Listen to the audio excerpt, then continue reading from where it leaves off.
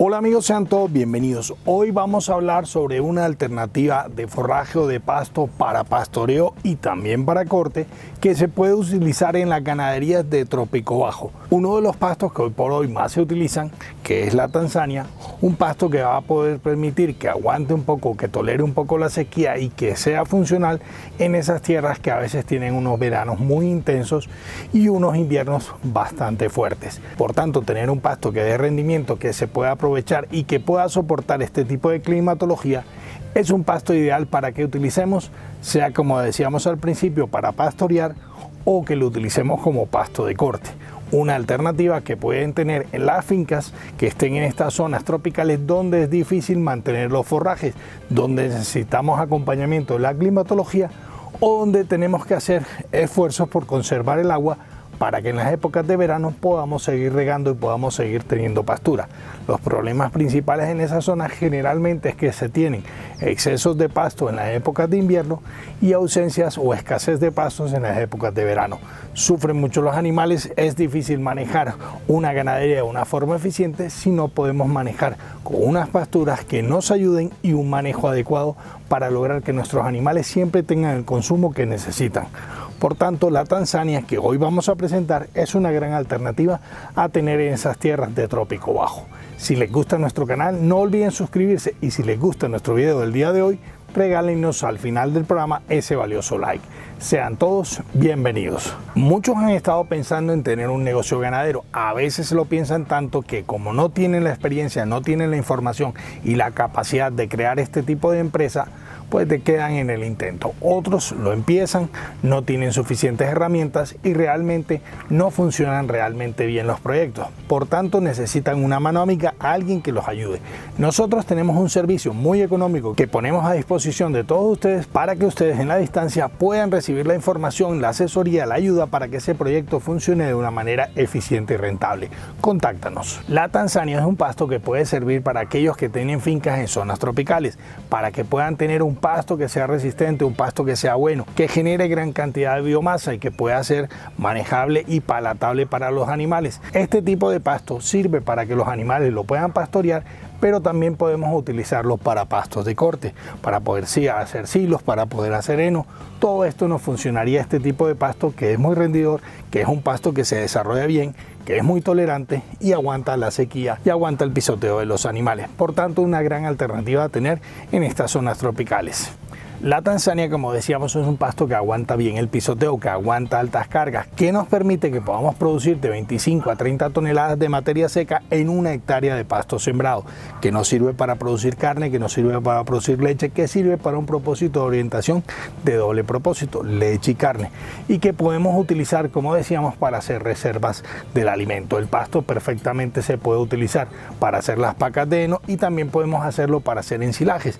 Es una gran fuente de energía. Los animales lo consumen bien, es muy palatable, les gusta y lo disfrutan bastante en su consumo y se nota cuando uno entra a un potrero, ve los animales permanentemente consumiendo esta pastura.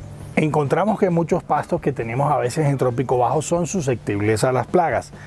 Este pasto es muy tolerante y resistente a las plagas, sobre todo al mión de los pastos y al salivazo. Por tanto, es muy aprovechable el pasto, no va a ser atacado en demasía por las plagas, se puede controlar bien y es un pasto que va a ser muy resistente y que mientras que otros pastos estén sufriendo con las plagas, estos pastos van a estar muy protegidos de todas estas plagas. Por tanto, va a ser un pasto mucho más rendidor, un pasto que se va a desarrollar mejor y un pasto que nos va a permitir tener las reservas que anhelamos. Para aquellos que estén pensando en sembrar este tipo de pasto, vamos a decirles que este pasto se puede trabajar desde los 0 metros hasta los 1500 de altura sobre el nivel del mar, con lo cual tiene un rango que puede encajar fácilmente todo lo que es trópico bajo y trópico medio.